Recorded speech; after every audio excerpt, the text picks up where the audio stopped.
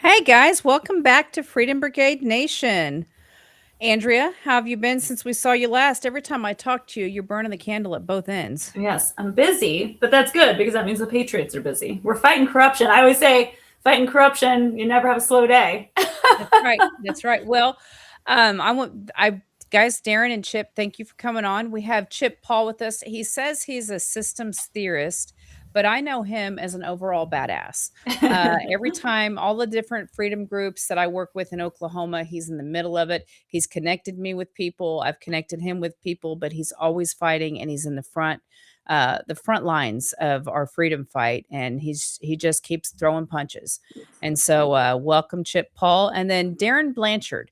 If you don't know who Darren Blanchard is, you will soon. His story has made national news. And our brigades were at a city council meeting and they were texting me, this guy is getting arrested because your crime, Darren, was to speak out against the AI centers, correct? Yes. So tell us a little bit about what happened, because first of all, that's crap. Was there like extenuating circumstances that they're saying? Were you like being loud or belligerent? Did you try to fight somebody? Why did they throw you out of that meeting?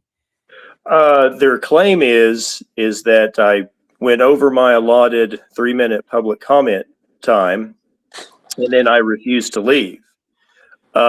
Which, you know, if you've ever been to any sort of city council meeting or a county commissioner meeting, they do try to put some restrictions on time, and most typically people will go over and they allow them to kind of finish their thought. And so, because I've been to a few different city council meetings at various data center proposals. And so, yeah, I probably did go over time, as did other people who spoke that night. But, you know, the video evidence shows that, you know, when I was done speaking, because I had a prepared script, I put the microphone back in the vise, and I hold a file folder up in the air asking if I could present my documents for the record, because I made some pretty, in my mind, serious allegations in regards to non-compliance with the Open Records Act, and I had the receipts to back it up, and I was going to present it to the city council. And, you know, I hold the file folder up in the air, ask if I can present my documents for the record, and a city councilman non-verbally and verbally motions with his arm and says, give them to us, which I did. I approached the clerk, and the cops are tailing me, and they threatened to trespass me, and I'm very confused as to what's going on, because I've been, you know, given the green light by the city council to present my documents for the record, which is what I'm doing. And I was placed under arrest and put into the Rogers County Jail. And there's video footage of this, so it isn't your word against theirs. This is proof. The video out there. The city's own video. I mean, it's clear. I hold a file folder up in the air, and keep in mind, I've already put the microphone down back in the vise, and it's instantaneous. The city councilman, which is what I seen and heard, said, give them to us. And I approached the clerk, and I guess for some reason they viewed that as threatening. I mean, a man approaching with evidence of non-compliance to the Open Records Act is threatening. I don't know. But yeah, I was placed under arrest. So I have about 500 questions, but first of all, it must have been pretty damning evidence. That's all. I mean, that right there is. Did you get copies? Please tell me you gave them copies and not the only evidence you had. Oh yeah. So what I accused them of was creating a citizens profile watch list where there was one private citizen in the county that went to the city government and said, I want to know more about this Shell LLC that's appeared on your agendas. And the next day, the employee was sending out essentially an alert to the private developer and anyone involved, saying we've had somebody come down here, ask about it. Although they didn't name them, they provided enough evidence to figure out who they were.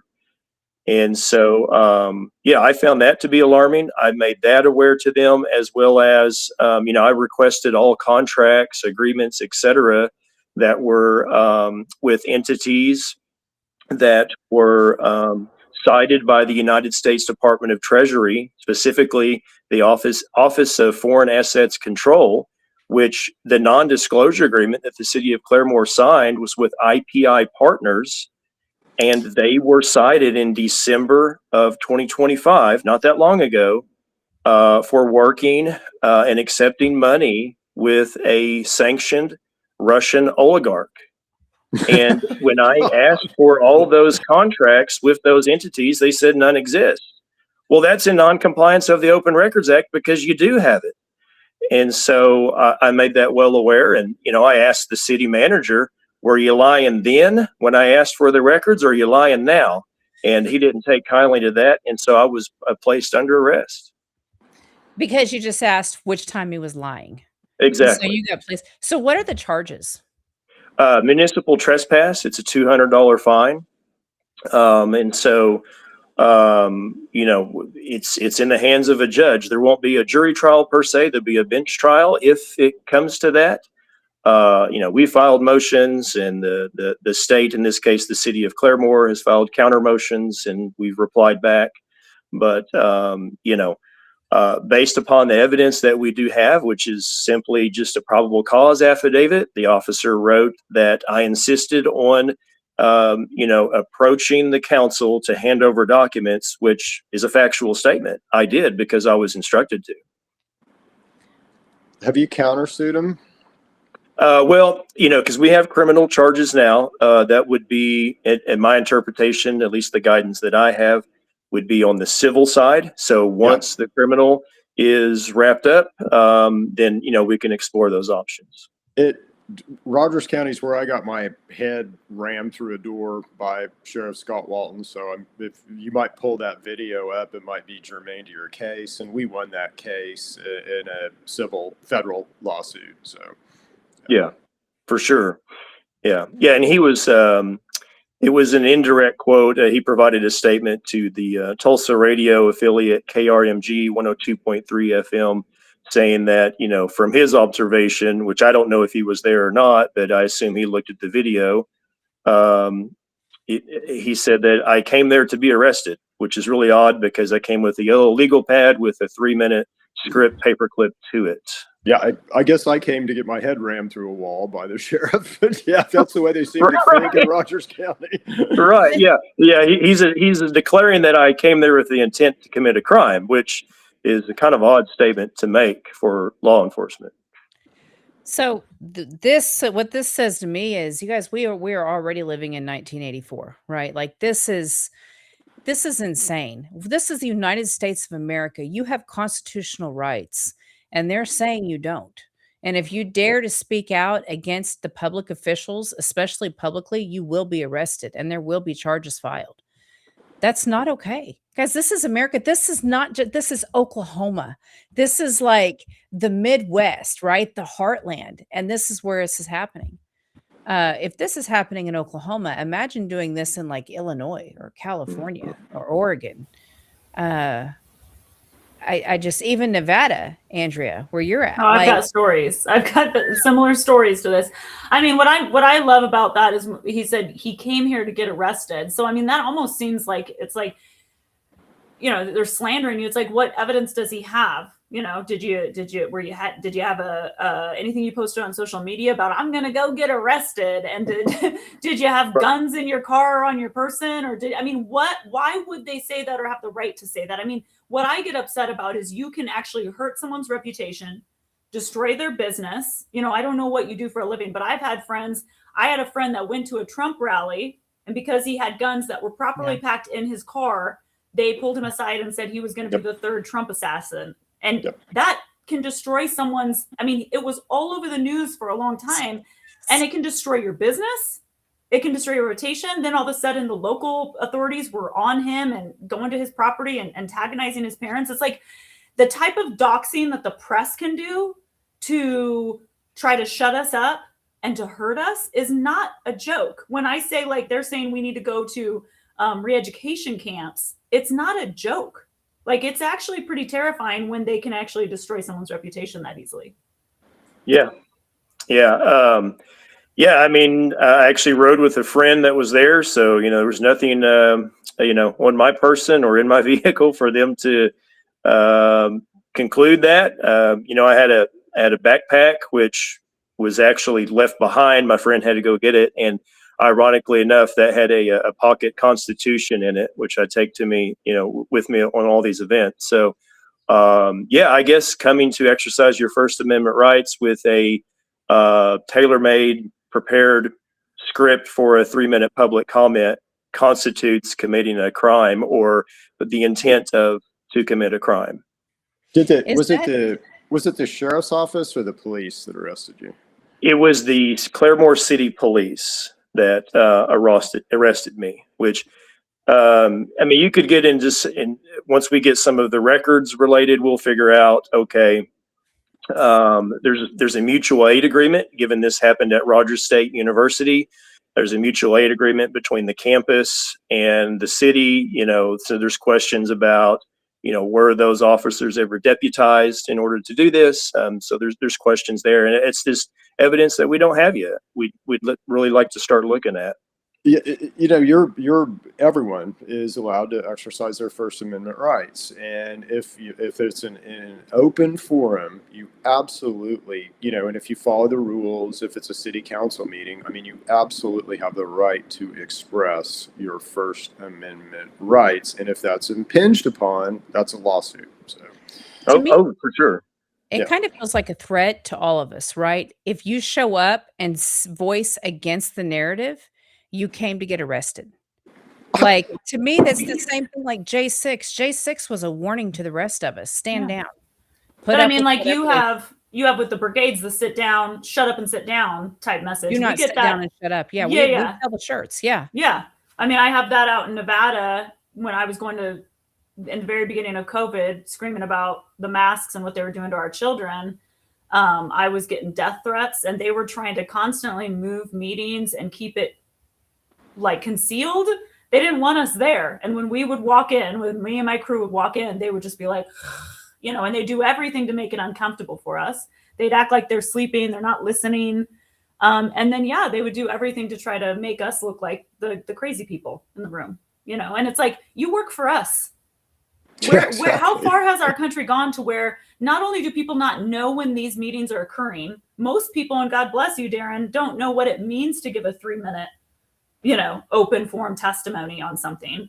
I've run groups where it's like, there's gonna be 10 or 15 of us, and like Charity has, we're going to read from the Bible, or we're going to read from the Constitution, or we're going to read from this lawsuit. Tom Renz filed a lawsuit. We're going to read the citation notes and the science behind this. And I give everyone a little section of it.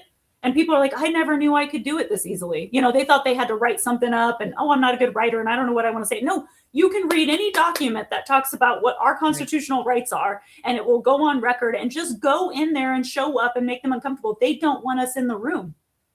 Case in point, they just don't want you there, Darren, period. The fact that you're there alone, they wanted to shut you up before you even started speaking. Yeah, and that's backed up by, they had two meetings this month, May 4th and May 18th. And as opposed to having it at a larger venue, which can hold, 100 plus people, they're having it at their city hall chambers.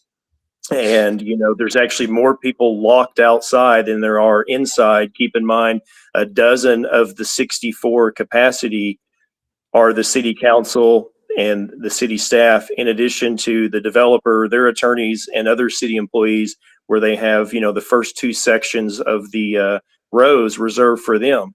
So, I've been standing in the snow in my area sometimes. They do it at the worst time, and they'll do it when we're all working. When the real people are working and we have jobs, that's when they do it. Well, if you can't take the time off of work to come speak. So yes, it's hard to get blue collar American people in Oklahoma who have jobs trying to put food on the table for their kids to show up to these things. And they don't want you to know about it. You got to go to the website and go to all these different links. You know that. You guys all know this, but that's why the American people are so fed up. It's like, it's supposed to be our house. We're supposed to be able to walk in there anytime we want and be part of it. Yeah, just as an example, they were at capacity at the last meeting on May 18th, where they made a final decision, at least on the tax incremental districts for the data center. And we asked if we could just go in and sign our name to offer public comment. And the fire marshal, which is doing his job accordingly, said, no, you can't. So we had to peek in there, find someone we knew and say, can you walk out so we can have one person walk in at a time and coordinate an effort for us to sign a clipboard in order to offer a public comment. Yeah. If I know how many people are coming to an event and I purposely restrict the size of the venue for that event, isn't that a device? It's, gosh, that's sad, man. That's sad. Yeah. And to make matters worse, at that, venue, they know the meeting is going to be 2+ hours and there are no public bathrooms. So I literally have to walk across the street to go to a restaurant a quarter mile away in order to go use the restroom. That's by design. Absolutely is. It absolutely is. So apparently we need to make laws, which is why we need patriots to run for office. I don't know what you've considered, Darren, but we might need you to run in Rogers County for something. Run for sheriff. Well, I don't live in Rogers County, but just as one example, I attended a rural water district meeting, which is a public body, last month, because there's rumors of our water district being annexed by another neighboring district, and there's rumors of a data center as to why they're looking to annex us. So I called down there and verified a few details. And the people there said, hey, this is the guy that was arrested up in Claremore. Do we need to have the police there? Like I'm some vigilante coming to cause a scene, with my yellow notepad and tailor-made 3-minute public comment. And by the time the meeting was over, they asked me if I was interested in sitting on the board. So I went from, a villain to a potential hero, just because they could see that, I'm not what's being painted as attempted by the Rogers County Sheriff and the city of Claremore. And I'm glad you said that, because I know good people in office, like Charity, people behind the scenes. It's very hard. Can you imagine? It's hard for us going in with our viewpoint to the opposition to just give testimony. There's going to be 1 or 2 good guys usually in there, and they're drowning in this crap. They're in it 24/7. They're being attacked by lobbyists, and Chip can talk about this all day long. He knows all about this. They're being attacked by the bad guys. I have so many good people I know, not so many. I wish there was a couple thousand more, but when all the people I know across the nation, I know a couple good guys in every state. And the ones that are in office, they're in house, they're in there and I'm trying to help them push good bills in. They're getting death threats. They're not making money. We talked to Debbie Georgiadis out of Texas. It's like when we talk about our government being ineffective, they intentionally make it ineffective. They intentionally make it to where it's hard for these guys to pass good legislation. The few good guys we have in there that will maybe author the bills and try to push them through, they get attacked from every side. And so they're begging us, like I know you have, a couple good guys in Oklahoma who are in office who've said on your show, Charity, we need you guys. Shane Jett's like, we need you guys. And Shane wants us in the room. JJ Humphrey, right. Yeah, JJ Humphrey, they're like, come in the room when we're doing the legislative meetings and it's open to the public. Please be there because we need you. We need to show that we have support. But they're desperate to get support. And can you imagine what it's like to be one of those good guys that has to sit in those meetings all day long with, and a lot of times, like in my county, I think we've had only one good person on our school board for like 2 decades. And that one person looks like he's going to commit suicide every time I see him because he's just in the thick of it nonstop. Well, that's why we have to have patriots run, and then we have to have other patriots that help them run and not. And Chip, well, you gave the statistics. I know that in our last primaries, we replaced 9 incumbents, and we won how many races, Chip? 14 out of 16 that we targeted. And so, I mean, it's because the grassroots are knocking doors and they understand we cannot stay at home anymore. Not only do you have to run, but if you are not called to run, you have to go and knock doors and support those that are running. This year, I do believe we're going to get the majority in the Senate. We have the majority Republican.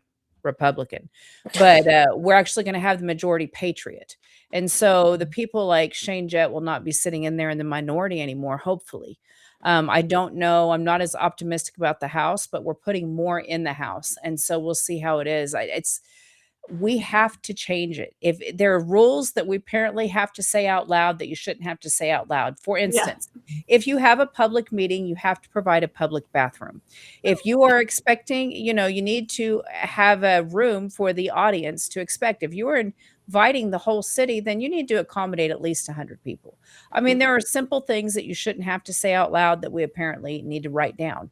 And so we'll write them down, right? It's like those signs in the restaurants. Have to work it out, right? Those signs in the restaurants that say, please wash your hands before you go back to work. Yeah, unfortunately, that's the title of our show. Like, where is common sense gone? And Amy Kramer out of Georgia, we had her on recently. And, she was talking about, just all the frustrations that she's having in her state. Georgia's a very, important state right now for all of us. But yeah, I mean, it's to the point where, we can't just like sit back and expect Trump to fix our problems. And we can't just sit back and let these your one good guy in office sit there and flounder by himself. He needs our support. So he's gone in 3 years. Oh yeah, and that's what she was saying. That's what I was trying to get at, Chip. Sorry, I lost my train of thought. She said, Charity, remember she said, my new mission, and I wish I had this in the beginning of my career, she said, is getting people to understand that your congressional, your House seats and your Senate seats are extremely important because they could be in office for how long? We all get hyped up about our president, right? But EOs can cancel EOs, and president's fun, whatever, but they come and go faster than your congressional seats and your senatorial seats. So pay attention to who's running in your Senate and who's running in your House seats. They could be there a long time. Andrea. It's that too, but Trump is giving us cover, right? Whether you like him or hate him, it could have been Kamala, right? So let's get past that conversation. We don't have Kamala, so thank God for that, right? So he's running up here, right? And he's giving us cover. We have to work the ground game. He cannot do both. If we are complacent because you do or don't like or whoever's in office, that's not the answer. You are responsible for taking back your community. And if you take back your community and we all take back our communities, we can take back the republic. But I personally, and I know others disagree with me. Tom Renz and I just got into a little bit. He disagrees with me. I don't think we can save the republic. I think it's fallen. I think at best we'll save pockets, maybe even states. My goal is to save Oklahoma. I think we save pockets. Now, there are other people that are more optimistic. I'm all for saving the whole republic. If we can do it, let's do it. But we will only do it by taking responsibility for where we're at. So it is important to get the right president in, but they can only run cover. You have to run the ground game. You have to be boots on the ground where you're at, and you have to take responsibility. We saw in COVID, your sheriff, your city council has more say over you than your president. So you have to make sure that you're in control of that. You do. You have to make sure they know they answer to you, and you've got to have people there that are patriots that are going to look out for your best interest, are not going to pocket money against your interest. Yeah, and those are the ones that you see in the grocery store every once in a while. They're in your communities. Your county commissioners. Your county commissioners can be some of the most corrupt people, controlling a lot more of your life than you want to realize. They're the CEO. They're not just roads guys. They're the CEO. Yeah. Every dollar spent in your county has to go through your county commissioner. And in my county, they were arguing over which ones did or didn't have a high school diploma, and I'm like, oh my God. Yeah. And now let's do school boards. I know. Oh, yeah. And even library boards. I say all the time, do you know how powerful your library board is in your community too? But I mean, I don't want to, we don't want to like say that, go out and get arrested. But I'm just going to say everyone should be like Darren and, just push the limit a little bit. Don't get arrested. But, maybe go in there and make them know you're there. That's the thing. It's just the presence. That's what the Freedom Brigades is all about. The whole the point Freedom of Brigades is like, absolutely. We will tell you if you're unsure how to get involved in your community, you join us, and Charity and her crew will say, listen, here's a county commissioner meeting coming up. Here's a school board meeting coming up. Here's some information about what's going on in your state. We will give you all the tools. We'll make you feel. Darren will be your one-on-one pep talker, and he'll tell you what to do when you get arrested. No, I'm just kidding. Don't get arrested. Don't get arrested.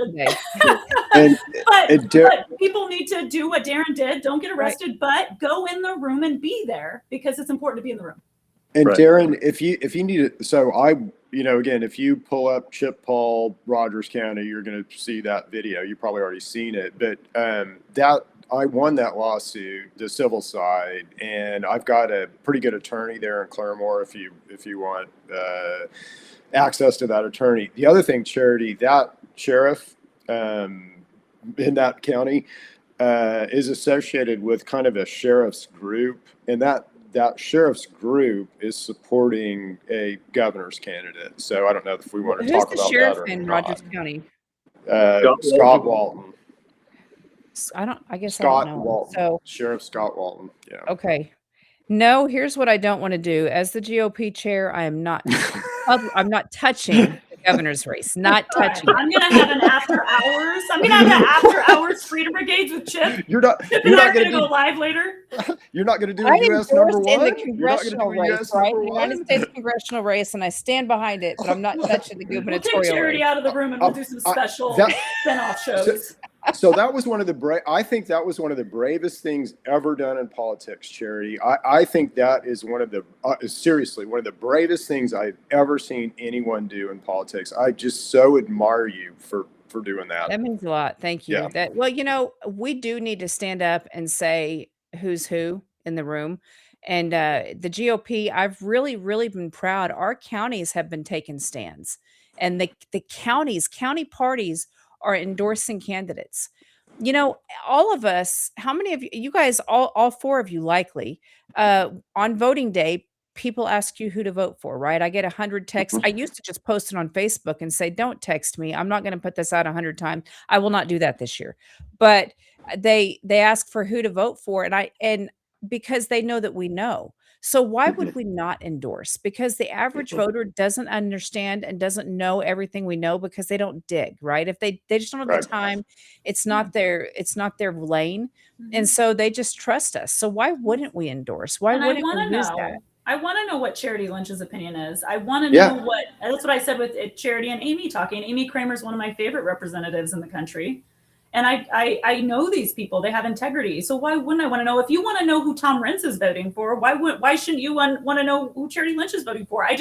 I'm so sick of that pussyfooting around type stuff that they do. And I've said a million times, they did that in my local GOP. When I asked, hey, who's everyone's voting for? They say, Andrew, we can't talk about that here. And I said, well, where the hell are we going to talk about it then? This is my county GOP. That's the group. status quo that is failing the country. We're afraid Yes. to have a spine in the And who primaries. cares if and we we don't have get rhinos. agree? If you're voting for a And- different guy, tell me why. Like, let's have an open Because discussion. remember, there was a year we had to choose between Obama and McCain. All right. That is what not saying anything in the primaries gets you, right? Like Right.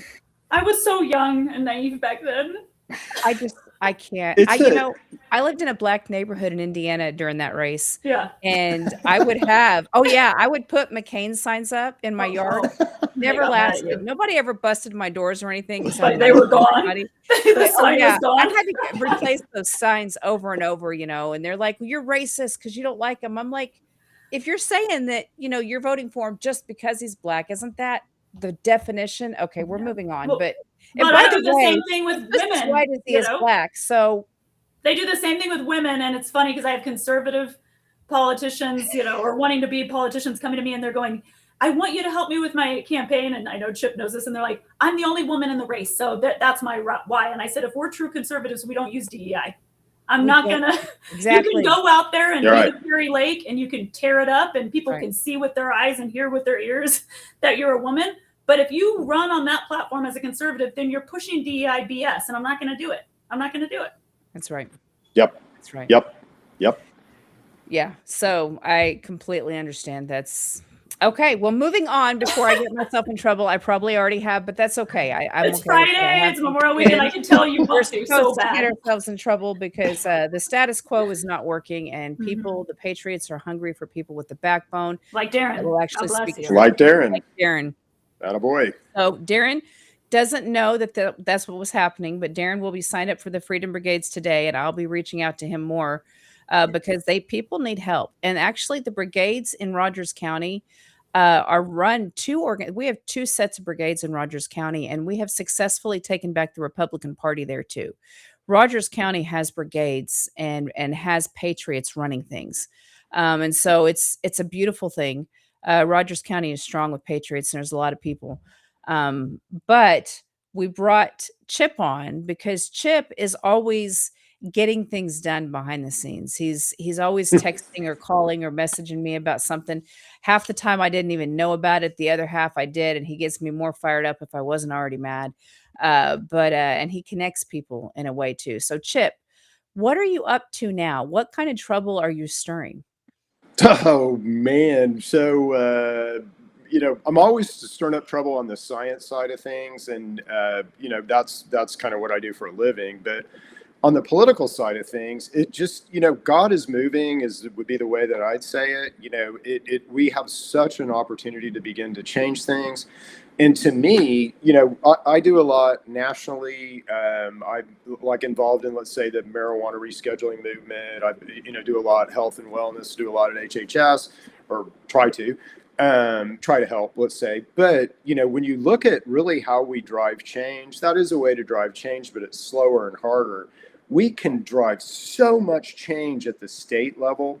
And that's really what I'm beginning to see is at the state level, just like you said, Charity, maybe we can save this republic, maybe we can't, but we sure as heck can save Oklahoma.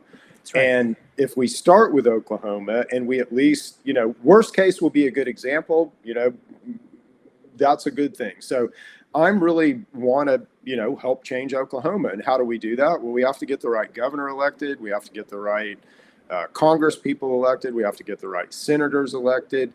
And that takes work. And that takes, some, let's say, the bad guys, to you guys' point, we're good people. We go in good hearted. We go in open. We go, what do you guys think? Let's have a discussion and dialogue. Those bad people aren't like that. They're ready to punch us right in the face when we walk in open-hearted. So we've got to also steel ourselves and quit being such, P words, right? Especially as men. It's one of the, I have a really close relationship with a gentleman named Roger Stone. And Roger is a great guy. He's a good American. He's a good Christian. He is an America First guy. He's very, he's super loyal to Trump. He's a really, really good guy, but I'll be talking to him about something and he'll say, Chip, just quit being a pussy. I mean, I'm sorry to say the word, but, he said, get out there and do something. Right. It's God's moving. God will back you. Just get out there and God's going to back you, Darren. Might not have worked out the way that you wanted to in the, heat of the moment, but God is backing you. And so we all need to find that confidence, that faith, and it's time to make change. It's time to go. Roger Stone's got the brass balls, man. I love the stuff he posts. Like, you guys both separately, Chip talked and Charity talked about him. I think we talked about this, Chip, when we were in Utah, but him doing like the video dancing with the Comey stuff. Like, everyone in his house is dancing, and he's always dapper. He's always super dapper. Every time I see Roger, I'm like, you're so dapper. He's like, thank you. Right. But then he comes. He just had these meetings in DC, and he comes out these meetings. He's got his hat, and his looks like so dapper. I love it. Because I'm always like, I need more John Wayne in this world, but we need more of those like Cary Grants too. Like, what? I love the dapper, but I love what he posts online all the time about the Comey stuff, because he'll just literally say, okay, so here's the two-tier justice system. They came and raided my house, flipped his house upside down. His wife's sleeping in her bed. It's like, 2 a.m. or something. They went and did that to him. She's deaf. But then She's deaf too. She cannot hear. Oh. He was so freaked out that she was going to get shot because she can't hear anything. Yeah, I mean, and so when we look at the Roger Stone, what happened to Roger Stone? We can see what happened with Trump too, and the Russia. But then the people around him, the way Rudy Giuliani was treated, the way Roger Stone was treated. And then now it's like, we're supposed to be excited about these tiny little things that DOJ are telling me are their big wins. Like, are you kidding me? This isn't a win. And why are they being treated like, with the white glove treatment? Like, why are they not being raided at 2 a.m.? You know what I mean? Like, it's just crazy. So Roger really is I would say this in a good moral and ethical way, but he's kind of the administration's hitman. And when the administration wants to do something, and if it's something that, let's say, put pressure on somebody to make sure they make the right decision, Roger's the guy. And then Roger occasionally will call up old Chip and say, gee, we got an op that we need to run, secret squirrel op, and we'll go run those ops. But Roger's super concerned with Oklahoma politics, and he recognizes that, you know, we've got some, and again, you know, this is a Chip Paul statement, not a Charity Lynch statement, but we, you know, have some people here in Oklahoma that are batting for the wrong team nationally, and we need to, you know, get rid of those people. I agree with that statement. Yeah. Yeah. Well, and you And guys are the we all red. know who they are, you know, but Yeah. Yeah. You're the red state. I'm out here in Nevada, and I'm like, I got to get the heck out of here, and I will as soon as I can. I'll be moving next door to Charity. She's gonna be She's gonna be building like a little casita in her the back of her house. She doesn't even realize. And I want to go be in a state like Oklahoma because I'm like red, red, red. But when I hear of the corruption there, it makes me so sad, because if there's corruption in Oklahoma like that, then there's corruption everywhere. And right now we're losing Tulsa, Oklahoma. We're losing it. We're losing it. So. Well, I will say a lot of it too is it's because the Patriots were asleep. Okay, yeah, you guys have heard me go be really hard on the churches because they've been asleep and compromised, but the Patriots have been asleep too. And most of us, I didn't want to get in the swamp, right? I was doing stuff with the Tea Party during the Obama years. I was doing a lot of truth spreading, but I wasn't interested in jumping in the party because I don't like swamps. And it wasn't until they masked up all our kids, tried to give everybody a poisonous jab, and stole an election right in front of us and said, yeah, we know, you know, and we don't care. What are you going to do about it? That's when I said, oh, I have to get in the swamp. And so because the people in the swamp were, you know, came and chastised us for even daring to say the election was stolen. And, you know, and so that is when most of the people that I know got involved. They overplayed their hand, but we waited so long. It's this corrupt, but we are cleaning it up. I do believe Oklahoma, it will get cleaned up. I'm optimistic. Completely agree with you. And one of the things that I've kind of, and again, this isn't just me, it's other people talking about this, but we've kind of figured out, let's say, about these bad guys. And we figured this out through opposition research, I would say, through this political season. But, you know, we've got a lot of, let's say, wannabe Republicans in Oklahoma. So how do you sniff it out? How do you know a rhino versus a real good, ethical person? Well, most of these bad guys, and again, you know, why would you pretend to be a Republican and, you know, be nefarious? I mean, you're going to be a bad guy. But most of these bad guys have interesting family connections, and most of them are greedy. Most of them take money. So most of them are on the take. And they'll use their family and charities, and they'll, you know, set up, oh, my wife has a children's foundation, right, that makes $10 million, and we take a nice salary from that. You know, so most of them will have these sideways, and it's real easy to dig this stuff up. And, you know, maybe that's something that we should start doing is, you know, here's who these people really are. You know, and if you glow, you glow. So the grassroots have been phenomenal, right? So there is a moganetwork.com has taken where all the lobbyist money is coming from in Oklahoma and connected the dots for people. So you can go look. That was everything else is kind of just their links to Legiscan. I wasn't as impressed with the rest of it, but that piece on the lobbyist money is impressive.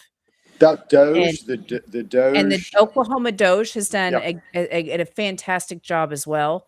Yep. And we have several the Patriots have had enough, and they're pushing back, and they're not doing it through just one organization, right?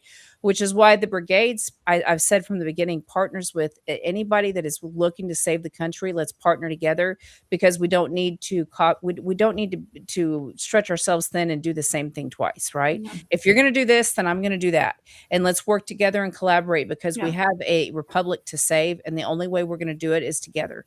Yeah. And so there's some fantastic information on that, because following the money is important, Chip. Go ahead.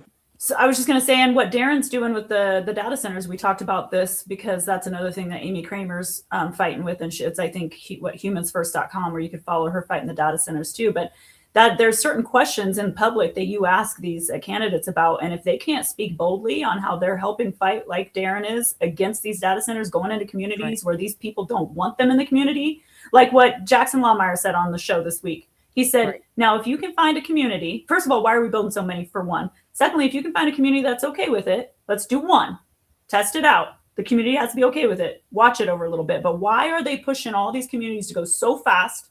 And we all know the truth. But if you have a candidate that can't answer you about what they're doing to combat the tyranny of these data centers coming in these communities, then you know they're a rhino. There's, like you said, Charity, there's bellwether questions you can be asking them. It used to be just like abortion or certain things like that, but now Right. it's like geoengineering, Yep. you know, protecting our farmland, protecting our food supply. And the data centers is a big thing. I keep trying to push people, ask about the data centers. And if your candidate doesn't have the balls to speak on it boldly, you've got yourself a rhino. Yep. 100%. Guys, we are out of time today. Chip, we need to bring you back on because I didn't get to talk to you as much and you have a lot more to say to us. And so we will bring Chip back. Darren, I am so sorry, but you have now been sentenced to the brigades. You'll be Yeah, helping you're us in the right family now. I am You're in the so family now, excited. Darren. I've been texting the guy since it happened, and he didn't want to say a whole lot publicly yet because he wanted to make sure everything was legally legitimate. And Of I course. respect that. But he is a part of the family in a big way now. I'm really excited. So you guys, thank you for coming on. You know, taking back Thank you, your guys. community can be as helpful as 4 hours. That's all it costs. If you do the brigades, it's 4 hours a month of your time to take back your community. You've got to get like-minded people to work with you. You put a man at every post and everyone mans their post. 4 hours a month. You spend more than that on Facebook, on social media, watching your favorite show.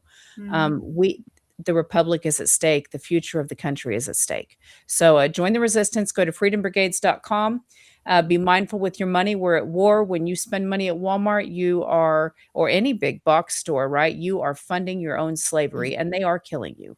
And so be mindful. You can go to tomrenz.com, go to freedombrigades.com. There's other affiliates that you can buy from that are natural, that are going to actually heal you, help you, make you optimal health, and at the same time, not be enslaving you. So be smart with your money. We are at war, and that is another aspect of it. And you guys have a great and time. memorial to all everyone Yes, who's memorial. That's everyone right. who's That's fought for our weekend. country, died Thank for you, our guys. country. The This is the families that are weekend. without. Yeah. This is the weekend to think Yeah. of everyone who's fought for our country. So yes, 4 hours a month.